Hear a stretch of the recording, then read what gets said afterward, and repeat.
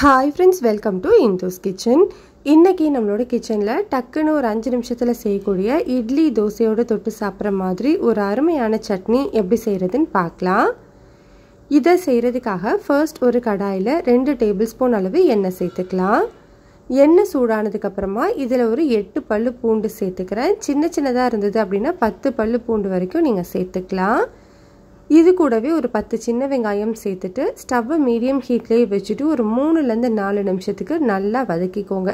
இந்த வெங்காயம் பூண்டு ரெண்டோட நிறமுமே கொஞ்சம் மாறணும், அந்த அளவுக்கு வதக்கிக்கணும். இப்ப பாருங்க, இந்த அளவுக்கு நல்லா வதங்கினதுக்கு அப்புறமா இதுல 2 பெரிய வெங்காயத்தை நீளமா கட் பண்ணி வச்சிருக்கேன், அதை சேர்த்துக்கலாம். பெரிய வெங்காயம் சேர்த்துட்டு ஒரு 2-3 நிமிஷத்துக்கு மட்டும் வதக்குனீங்கன்னா போதும். இது நிறம் மாறணும்ன்ற அவசியம்லாம் கிடையாது, இது கண்ணாடி பதம் வந்தா மட்டுமே போதும். இப்ப பாருங்க, நம்மளுக்கு வெங்காயம் நல்லாவே வதங்கி வந்துருச்சு. இதுல நம்ம மிளகாய் சேர்த்துக்கலாம். காரத்துக்காக நான் இன்னைக்கு ஒரு 8 வரமிளகாய் சேர்த்திருக்கேன். உங்களோட காரத்துக்கு ஏற்ற மாதிரி மிளகாயோட அளவு எடுத்துக்கோங்க. இப்போ இந்த மிளகாய் சேர்த்துட்டு ஒரு 1 நிமிஷம் மட்டும் வதக்கிக்கலாம்.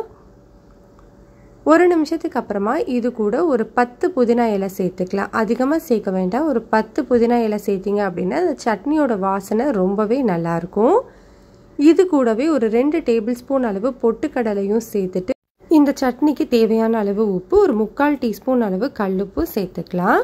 இப்போ இது எல்லாத்தையுமே ஒரு 1 நிமிஷம் மட்டும் வதக்கிட்டு ஸ்டவ் ஆஃப் பண்ணிடுங்க. ஸ்டவ் ஆஃப் பண்ணதுக்கு அப்புறமா ஒரு சின்ன நெல்லிக்காய் சைஸ் அளவு புளி சேர்த்துக்கலாம்.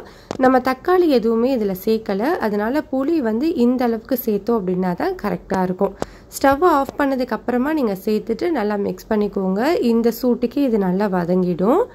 இப்போ இது எல்லாமே கம்ப்ளீட்டாக ஆறட்டும். ஆறினதுக்கு அப்புறமா நம்ம அரைச்சி எடுத்துக்கலாம். வதக்கின சாமான்கள் எல்லாமே ஆறினதுக்கு அப்புறமா மிக்ஸி ஜாரில் மாற்றி வச்சுருக்கேன். இதில் இப்போது கொஞ்சமாக தண்ணி சேர்த்து நல்லா ஸ்மூத்தான சட்னியாக அரைச்சி எடுத்துக்கோங்க. இப்போ நம்ம அரைச்சிருக்கிற இந்த சட்னியை அப்படியே ஒரு பவுலுக்கு மாற்றிக்கலாம். மிக்ஸி ஜார் கழுவிட்டு இது கூட ஒரு 1/2 கப் அளவு தண்ணி சேர்த்துக்கிறேன். தண்ணி சேர்த்துட்டு நல்லா மிக்ஸ் பண்ணி விட்டுக்கோங்க. இந்த சட்னியோட கன்சிஸ்டன்சி உங்களுக்கு இந்த மாதிரி இருந்தது அப்படின்னா ரொம்பவே டேஸ்ட்டாக இருக்கும். இப்போ இந்த சட்னியை தாளிச்சுக்கலாம்.